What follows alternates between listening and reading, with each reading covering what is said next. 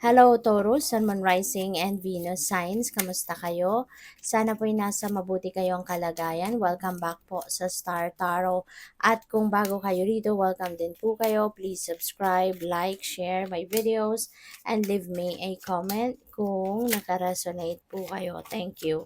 So, merong swerte, there is luck dito.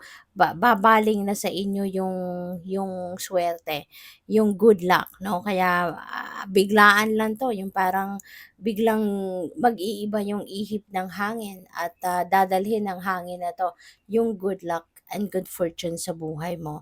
And mapapansin mo, no, na magbabago ang lahat kasi the things that you are going to do, the things that you are working on at this time or recently, talagang mag-iiba din, no? Mag-iiba na din at will start to be unfolding according to your will, yung ganyan, no? Yung parang kung ano yung gusto mo, yun ang mangyayari. Things are going to turn in your favor, yung mga ganyan. Kaya mararamdaman mo na, wow, this is it, no? Eto na yun. Kumbaga, divine timing has come for this, di ba? And sabi din dito, excellent time for networking din sa ngayon. So, maaari, no, na kunyari sa negosyo, baka nag-networking kayo or maybe you are going to receive more clients, you're going to have siguro yung mas maraming tao, no, yung pupunta sa mas maraming tao yung may encourage mo, 'di ba, na mag-join sa something like that. Or pa pwede rin, no, na circle of friends. You are also going to expand your friendship, 'di ba? So pa pwedeng ganun din. We have burnout. Wow, your hard work will see results, but your health needs to be maintained. So check in with your doctor, dentist, and health professional and try to maintain a healthy lifestyle. Okay? So lahat ng sipag at tiyaga mo, 'di ba? Maaari na compromise din ngayon yung kalusugan ninyo. Yung sipag at tiyaga ninyo nagbunga, your hard work paid off. Maaari nakuha mo na yung promotion, nakuha mo na yung project, 'di ba, na inaasam-asam mo or nakakuha ka ng kontrata, with all the effort that you put into it, maaaring na-compromise ngayon yung inyong kalusugan. Kaya, ngayong nagbunga na ang pagsisikap mo, so it's about time na, 'di ba, na bumawi ka naman sa katawan mo, bumawi ka naman sa sarili mo, okay? At, take care of your health, you know. Kung meron kayong mga physical discomfort, no, na nararanasan, go check in with the doctor. Okay? Magpa-check up ka sa doktor, kung anong kailangan mo. Kung kailangan mo ng massage, kailangan mo ng therapy, kailangan mo ng dentista. So whatever it is, no, that you feel like kailangan mo ngayon, puntahan mo. Okay? Asikasuhin mo yung inyong sarili. You really need now to take care or extra care of yourself. Okay? Friendship, a friend needs your help. Meron kang kaibigan na maaaring madala siyang lumalapit sa'yo every time na may problema siya in any way, shape, or form, maaaring ikaw ang takbuhan niya. And this time, maaaring nangangailangan siyang muli ng tulong mo. 'Di ba? Maaaring meron siyang ihihinging advice naman sa'yo na sitwasyon.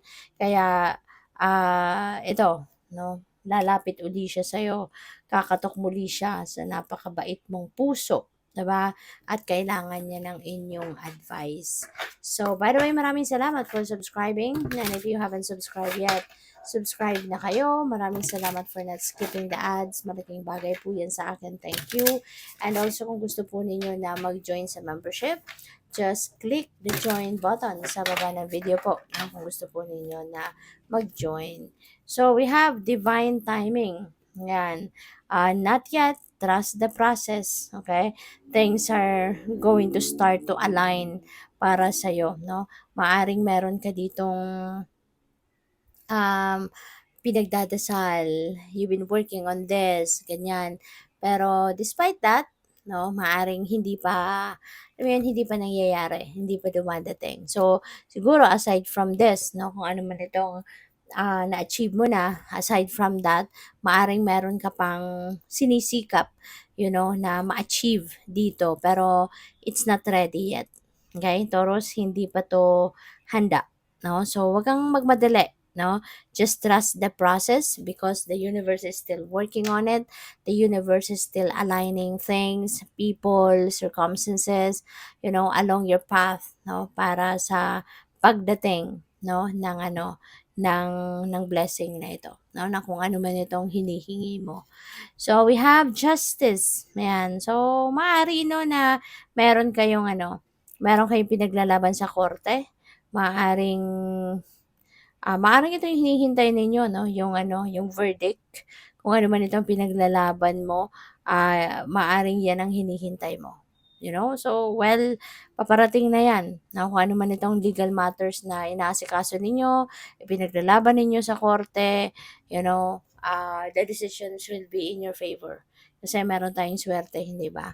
Kaya kung ano man itong inaantay ninyo na maging desisyon ng korte, may tsansa 'no, na maging pabor para sa inyo ang desisyon na ito, okay? Kasi when the justice card comes in 'no, sa reading, that signifies a positive result 'no, sa, kung kunyari mga ganito na meron kayong pinaglalaban. So what else? We have I miss you, longing, distance, regret. So siguro, um pupuwede rin ano na baka meron ditong separation na nangyari for some of you, Taurus. Baka nagkahiwalay kayo ng inyong person at, maaaring nagsisisi ka. Lalong-lalo na kung ikaw ang nakipaghiwalay, maaaring, nagsisisi ka na nakapaghiwalay ka at, kasi nami-miss mo pa rin siya, 'di ba? Maaring nagkamali ka ng desisyon dito. Ang napi-pick up ko din dito na sitwasyon, maaring LDR kayo, kaya nami-miss mo din siya, kayo pa rin pero LDR kayo. Pero maaari 'no na, um, nagsisisi ka din kasi pinayagan mo siya.